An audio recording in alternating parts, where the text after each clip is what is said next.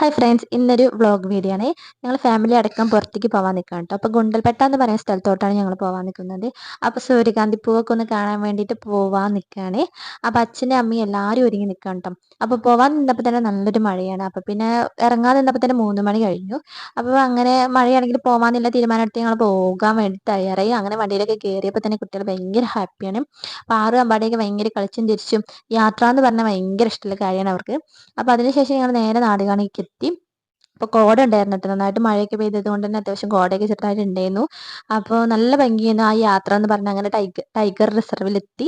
അപ്പോൾ അവിടെ നിന്ന് കാടായിരുന്നു കേട്ടോ ഫുള്ളും. അപ്പോൾ അതുകൊണ്ട് തന്നെ നല്ല ഭംഗിയുണ്ടായിരുന്നു കാണാൻ. ഞങ്ങൾ മയിലിനെയൊക്കെ കണ്ടു. കുട്ടികളൊക്കെ ഭയങ്കര ഹാപ്പി ആയിരുന്നു. ആനേനെയൊക്കെ അടുത്തുനിന്നൊക്കെ കണ്ടപ്പോൾ അമ്പാടിയൊക്കെ ഭയങ്കര ഹാപ്പിയായിരുന്നു. കുട്ടികളൊക്കെ നല്ല ആദ്യമായിട്ടല്ലേ കാണുന്നത്, അതുകൊണ്ട് തന്നെ ഭയങ്കര ഇഷ്ടമായി. പിന്നെ മാനിനെയൊക്കെ കണ്ടു, കാട്ടുപോത്തിനെയൊക്കെ കണ്ടു. അങ്ങനെ ഞങ്ങൾ ലാസ്റ്റ് സൂര്യകാന്തിനെ സൂര്യകാന്തി പൂവിൻ്റെ അടുത്തെത്തി.